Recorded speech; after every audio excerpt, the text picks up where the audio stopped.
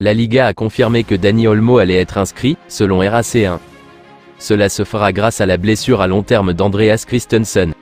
Olmo sera inscrit jusqu'au 31 décembre dans un premier temps. Christensen va manquer quelques mois en raison de son contretemps, donc le club a décidé d'utiliser le statut de blessure du Danois pour l'inscription tant attendue d'Olmo. Dani Olmo devrait jouer contre le Rayo Vallecano le mardi 27 août. Lorsqu'Olmo sera finalement autorisé à jouer en Liga, on s'attend à ce qu'il devienne un titulaire dans le XL de Hansi Flick. L'homme susceptible de quitter l'équipe pour Olmo est Ferran Torres.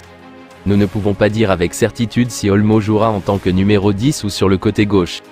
Mais compte tenu des performances impressionnantes de Rafinha en numéro 10, on peut supposer qu'il continuera à y jouer. Maintenant, voici le XI probable du Barça quand Olmo sera dans l'équipe. Et ensuite, Barcelone devra attendre de savoir si l'un de ses sponsors viendra à son secours. Le Barça compte sur Aramark et Nike pour les renflouer avec une injection financière. Pendant ce temps, Hansi Flick ne semble pas trop perturbé par la saga des recrutements d'Olmo. Après tout, il a mené le Barça à 2 victoires consécutives en Liga. Le problème de l'inscription est quelque chose que ni le joueur ni l'équipe ne peuvent contrôler. La situation est difficile, et je crois au club et j'espère que nous pourrons inscrire Olmo pour le match de demain, a déclaré Flick aux médias. J'espère avoir Dani Olmo, je le fais toujours. Ce serait fantastique de l'avoir. Mais nous verrons ce qui se passe, a ajouté Flick. Selon Luis Roro de Marca, Barcelone ne peut pas recruter Federico Chiesa pour le moment. Le club a écarté cette option pour le moment car il n'a pas généré suffisamment d'espace dans la masse salariale pour inscrire Dani Olmo en Liga. Le Barça pense également qu'il est bien couvert en attaque, avec Lamine Yamal, Dani Olmo, Rafinha, Ferran Torres, Ansu Fati, Fermin et Pau Victor comme option d'ailier. Bien qu'il ait conclu des accords personnels avec Barcelone, Chiesa veut également des garanties concernant son inscription en Liga, rapporte Matteo Moretto. L'ailier italien est disponible pour environ 15 millions d'euros après être tombé en disgrâce à la Juventus. Federico Chiesa a marqué 10 buts et délivré 2 passes décisives en 37 apparitions pour la Juventus la saison dernière. Selon Florian Plettenberg, Barcelone étudie la possibilité de recruter Jonathan Tah. Les premières discussions ont déjà eu lieu. Le Bayern Munich est également intéressé par l'Allemand, mais le transfert a été bloqué car les Bavarois n'ont pas atteint l'évaluation du joueur de 28 ans par le Bayer Leverkusen. Le contrat actuel de Tah avec le Bayer Leverkusen expire en 2025, ce qui signifie qu'il devrait être disponible à faible coût. Le défenseur central a joué un rôle crucial dans le triomphe historique de Xavi Alonso en Bundesliga la saison dernière.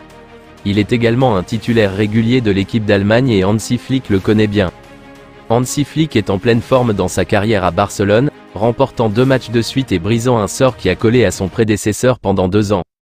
En regardant les 2 premiers matchs de Flick, nous pouvons déjà voir son approche tactique des matchs.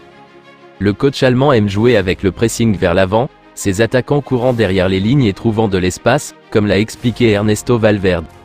Ce que nous verrons régulièrement de la part de Flick, c'est l'utilisation d'un numéro 10. Ce joueur est plus susceptible d'être Rafinha étant donné son immense capacité de travail et sa créativité. Il est également peu probable que Flick utilise 2 nouveaux venus dans son milieu de terrain.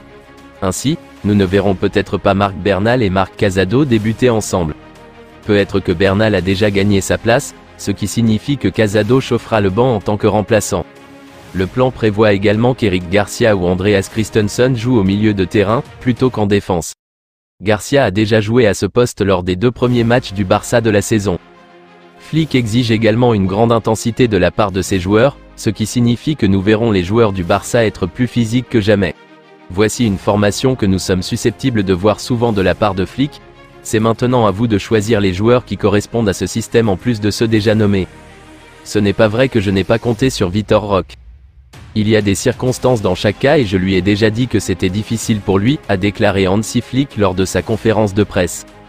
Il y a des joueurs qui sont partis ces derniers jours et nous avons besoin d'autres joueurs pour pouvoir rivaliser, a ajouté le coach du Barça. Roque a signé au Real Betis avec une option pour 1 année supplémentaire. Voici un graphique que le Betis a réalisé pour accueillir son nouveau tigre. La carrière de Vitor au Barça ne pourra être relancée que s'il joue brillamment au Betis. La bonne nouvelle est qu'il aura plus de temps de jeu là-bas qu'au Barça. Aujourd'hui, la liste officielle des joueurs du FC Barcelone est apparue sur le site de la Liga. Étonnamment, parmi ces joueurs, on trouve Vitor Roque et Clément Lenglet. De nombreux fans se demandent pourquoi le FC Barcelone a inscrit des joueurs qui devraient bientôt partir pour d'autres clubs au lieu de faire de son mieux pour inscrire Dani Olmo. Cela signifie-t-il que Roque et l'Anglais restent? Non, ce n'est pas le cas. L'explication est en fait assez simple. On ne peut pas prêter un joueur qui n'était inscrit dans aucune équipe du club. Le FC Barcelone a donc inscrit ces deux joueurs uniquement pour pouvoir les prêter.